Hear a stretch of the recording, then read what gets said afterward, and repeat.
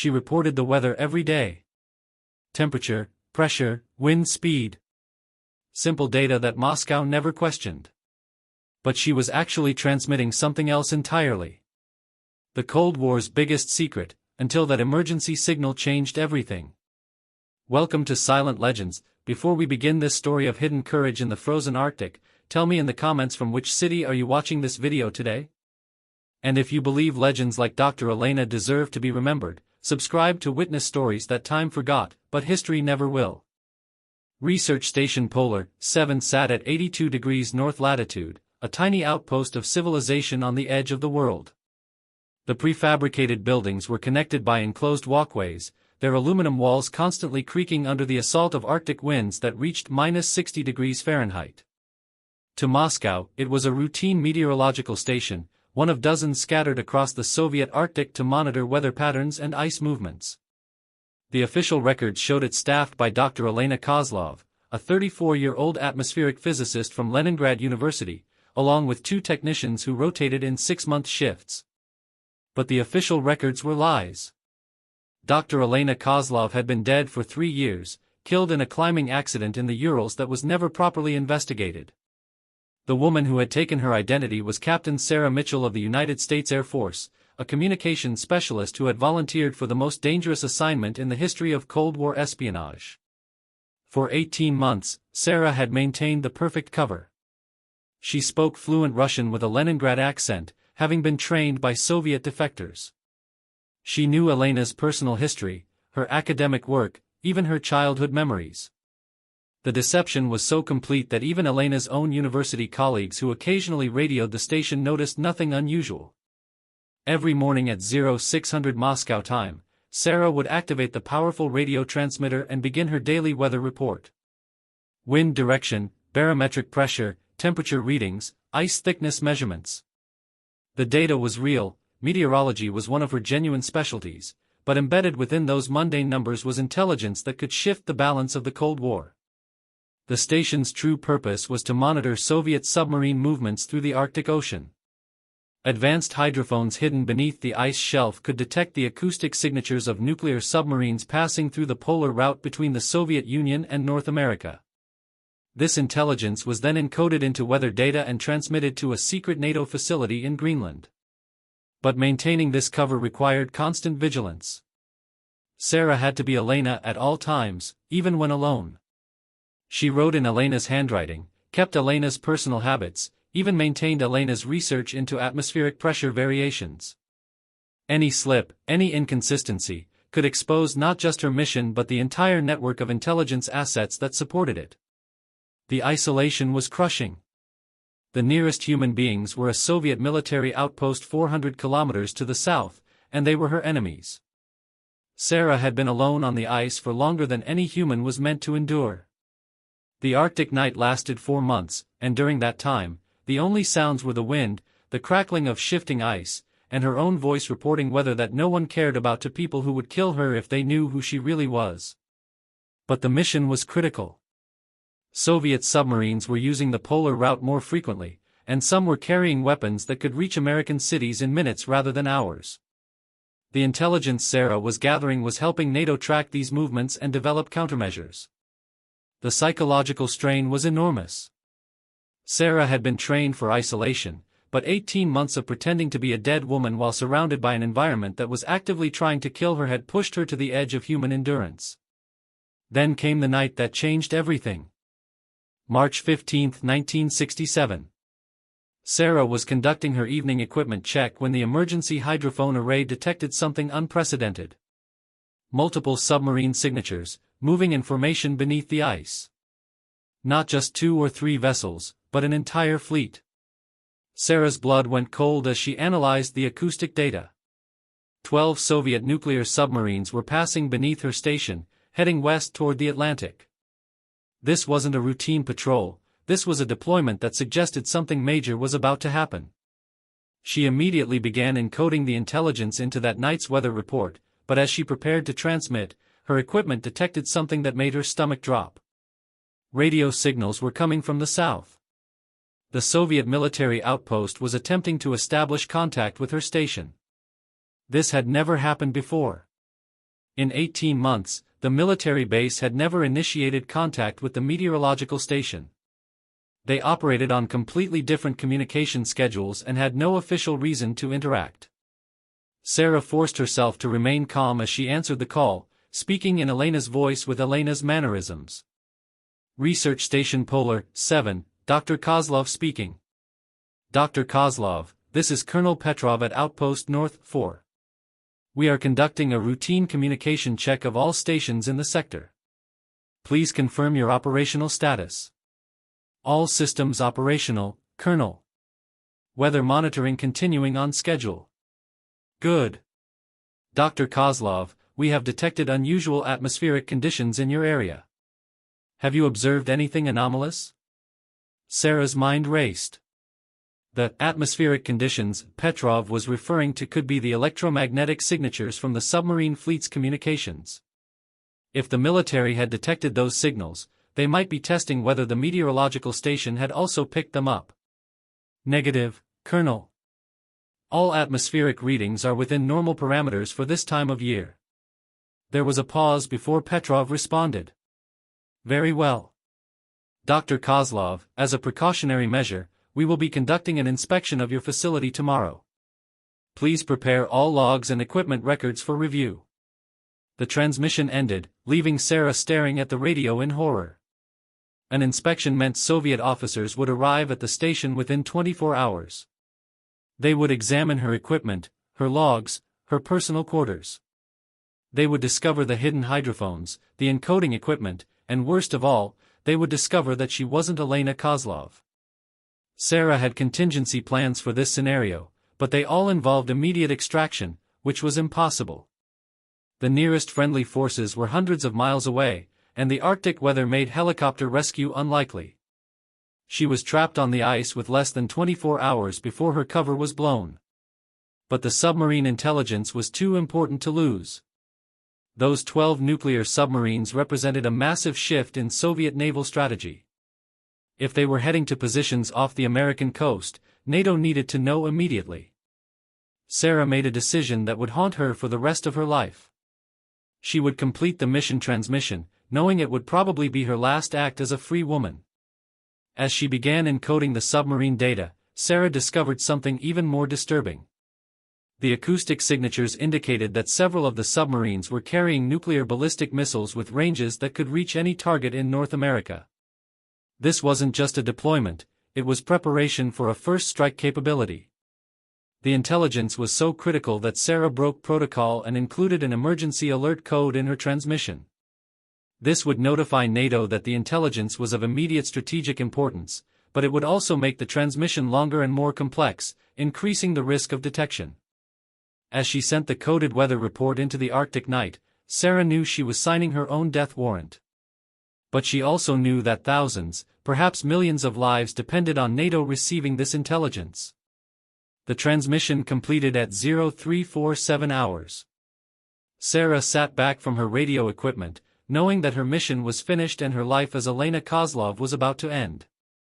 What Sarah didn't know was that her transmission had been intercepted by more than just NATO. Soviet intelligence had been monitoring increased radio traffic from Arctic stations, and her emergency-coded transmission had triggered automated analysis systems in Moscow. Within hours, cryptographers at the GRU headquarters had identified anomalous patterns in the meteorological data from Station Polar 7. The weather reports contained mathematical sequences that were too precise, too regular to be natural atmospheric readings. More damning, when they compared Elena Kozlov's recent transmissions to her earlier work, subtle differences emerged. The coding patterns were consistent with American military communications training, not Soviet meteorological protocols. By dawn, Moscow had reached a terrifying conclusion: Research Station Polar 7 had been compromised by Western intelligence. The woman claiming to be Dr. Elena Kozlov was almost certainly an American spy who had been gathering intelligence on Soviet submarine movements for over a year. The implications were staggering. If the Americans knew about the submarine deployment, they might be preparing countermeasures. Worse, if they had been monitoring Arctic submarine routes for 18 months, they might have intelligence on every major Soviet naval operation during that period. Colonel Petrov received new orders at 0800 hours, proceed to Station Polar 7 immediately with a full security team. The spy was to be captured alive for interrogation, and all equipment was to be secured for analysis.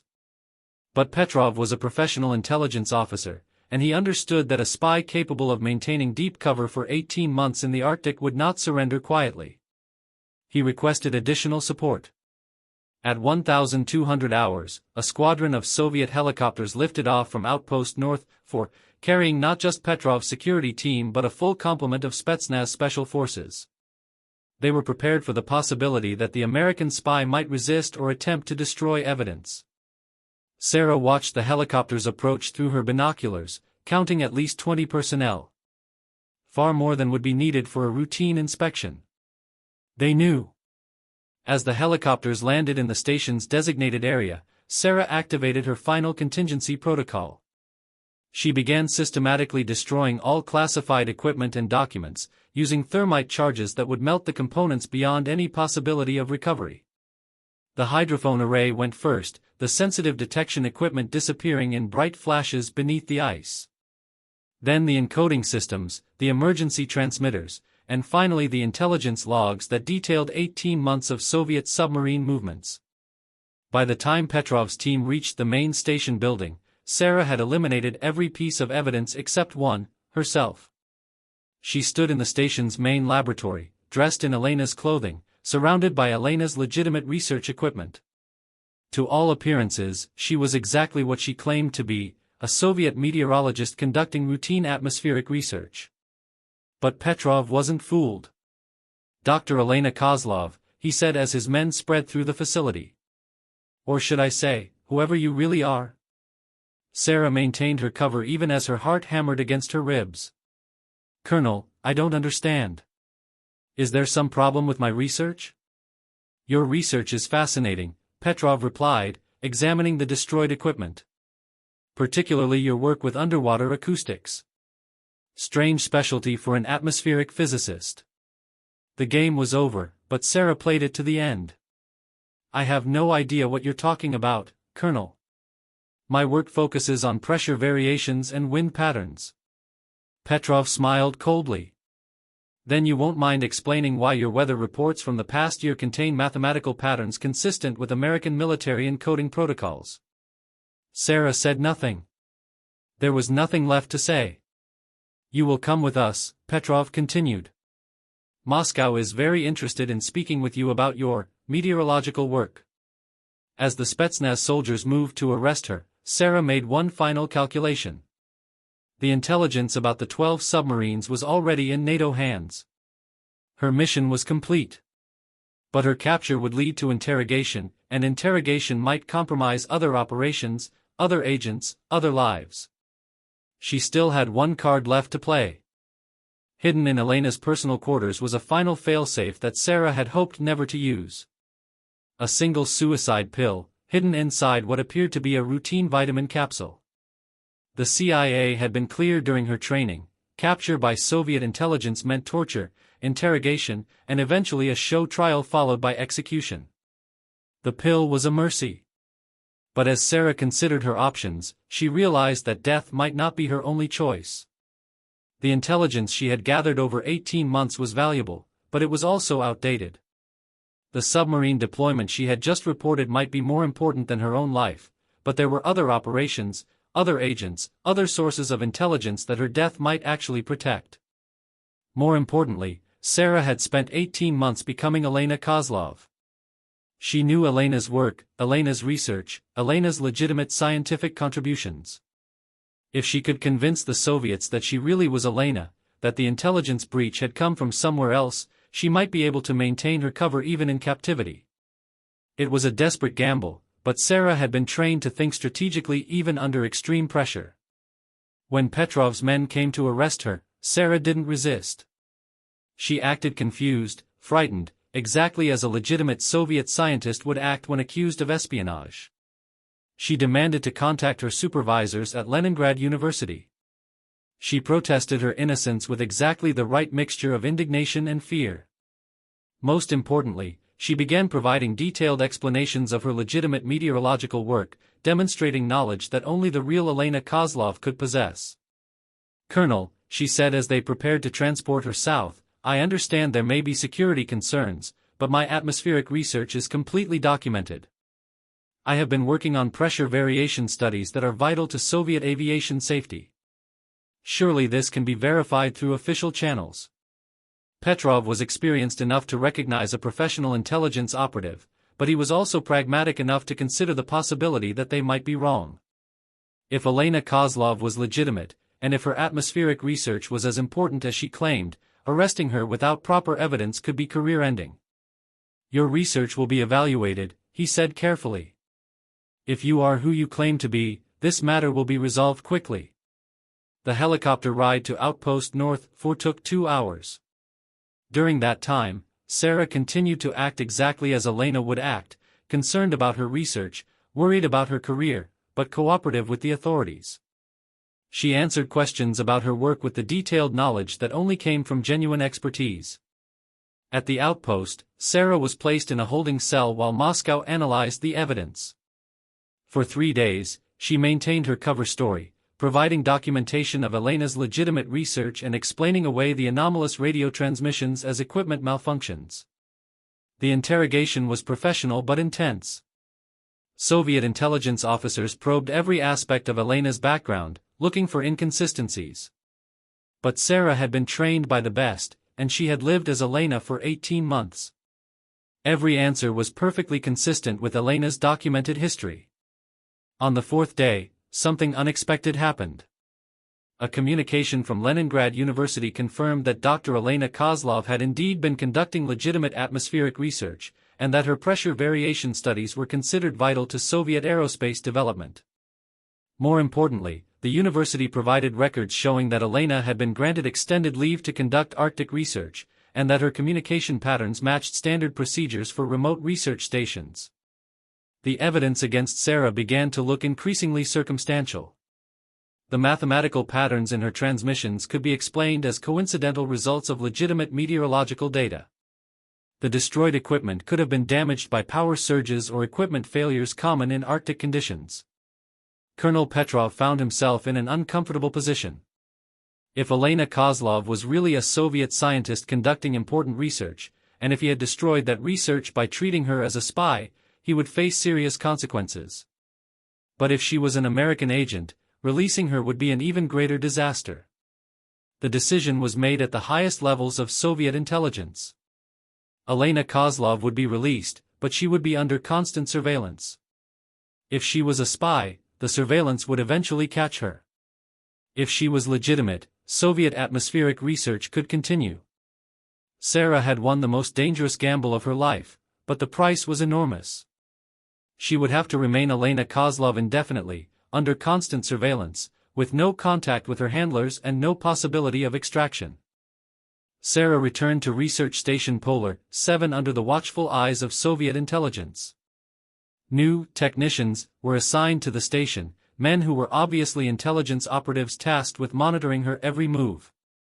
For the next 2 years, Sarah continued her double life, but now it was even more complex.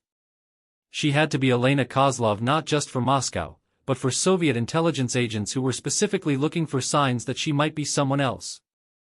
The irony was that she became genuinely expert in Elena's atmospheric research. Cut off from her intelligence mission, Sarah threw herself into legitimate meteorological work. Her studies of Arctic pressure variations became groundbreaking research that advanced Soviet understanding of polar weather patterns. But she never forgot her true mission. Although she could no longer actively gather intelligence, Sarah carefully observed everything around her. She noted the patterns of Soviet military activity, the movements of personnel, the changes in communication protocols. All of this information was stored in her memory against the possibility that she might someday be able to transmit it. The opportunity came in 1970, 3 years after her capture and release. A massive storm damaged the station's communication equipment, and during the repair process, Sarah was able to briefly access an emergency transmitter. In a burst transmission lasting less than 30 seconds, she downloaded 3 years of accumulated intelligence to a NATO listening post in Greenland. The transmission included detailed information about Soviet Arctic military installations, submarine patrol patterns, and most importantly, the development of a new class of nuclear submarines capable of remaining submerged under the polar ice cap for months at a time. It was the last intelligence Sarah ever transmitted. The emergency transmission was detected by Soviet monitoring equipment, and although they couldn't decode it, they knew it had come from Station Polar 7. This time, there was no elaborate investigation. Sarah simply disappeared one night, along with her surveillance team. The official records showed that Dr. Elena Kozlov had been transferred to a research facility in Siberia. Unofficially, she was never seen again. But the intelligence she had provided proved crucial to NATO's understanding of Soviet submarine capabilities. The information helped develop countermeasures that prevented Soviet submarines from achieving strategic surprise during the later years of the Cold War. More importantly, the submarine intelligence Sarah had transmitted in 1967 had revealed that the Soviet Union was preparing for a nuclear first-strike capability that could have changed the balance of power permanently. NATO's advance warning allowed them to position their own submarines and naval forces in ways that deterred Soviet aggression. Years later, after the end of the Cold War, former Soviet intelligence officers would admit that the loss of the Arctic Intelligence Station had been one of their most serious security breaches. They never learned the true identity of the woman they knew as Elena Kozlov, but they understood that she had been one of the most effective deep-cover operatives they had ever encountered. In 1991, as the Soviet Union collapsed, CIA archives were finally opened to reveal the true scope of Cold War intelligence operations. Among the classified files was the complete record of Operation Arctic Mirror, the mission that had placed Captain Sarah Mitchell in one of the most isolated and dangerous posts in the world. The files revealed that Sarah had volunteered for the assignment knowing it was likely a one-way mission. The psychological evaluation noted that she understood the probability of survival was less than 30%, but that she believed the intelligence value justified the risk. Her family had been told that she died in a training accident in 1965. For 26 years, they mourned a woman who had actually been living as someone else in the Arctic wasteland, gathering intelligence that helped prevent nuclear war. In 1992, President George H.W. Bush authorized a posthumous award of the Intelligence Star, the CIA's highest honor. The award was presented to Sarah's sister in a private ceremony at CIA headquarters. No details of her mission were provided, only that she had served with exceptional courage in circumstances that tested the limits of human endurance. Sarah's sister later said that she always wondered why Sarah had seemed so distant in her final letters home, why she had seemed to be saying goodbye even when she was just going to routine training. Now she understood that Sarah had been preparing for a mission that would require her to become someone else entirely. Research Station Polar 7 was abandoned after the incident, left to be reclaimed by the Arctic ice. But in 2010, climate researchers visiting the site discovered something remarkable. Hidden beneath the permafrost, they found Elena Kozlov's genuine research notes, the atmospheric pressure studies that Sarah had continued even while conducting her intelligence mission. The research proved to be decades ahead of its time, providing insights into climate patterns that helped modern scientists understand Arctic weather systems. Elena's work, completed by an American spy who had to become her to survive, contributed to both Cold War intelligence and modern climate science. Dr. Elena Kozlov's name appears in Russian meteorological journals as the author of groundbreaking research on Arctic atmospheric conditions. Sarah Mitchell's name appears on a memorial wall at CIA headquarters, without any details of her mission or sacrifice. But the truth is that they were the same person, in a way that transcended identity and nationality. Sarah became Elena so completely that she carried on Elena's work even when it served no intelligence purpose. In the end, perhaps the greatest deception was that there was no deception at all, just a woman who understood that some missions require you to become someone else entirely, and some truths are more important than the identity of the person who discovers them. The Arctic station still stands, its abandoned buildings gradually being consumed by ice and wind. Sometimes, radio operators in the region report hearing faint transmissions on Elena's old frequency, phantom signals that could be atmospheric interference, or electronic echoes of the past. Or perhaps they're the ghost of a woman who spent so long reporting the weather that she never stopped, even after the listeners were gone. Sarah Mitchell never came home. But Elena Kozlov's research continues to serve science, just as Sarah's intelligence continues to serve history. In the end, the mission was completed by both women, neither of whom could have succeeded alone. Sometimes the greatest act of courage is not dying for your country, but living as someone else for as long as duty requires. Sometimes the deepest sacrifice is not giving up your life, but giving up yourself. Have you met someone who made sacrifices that no one ever knew about? Someone whose service was hidden even from those they protected? Share their story in the comments. Thank you for watching Silent Legends. If this story moved you, subscribe and help us honor those who were never meant to be forgotten.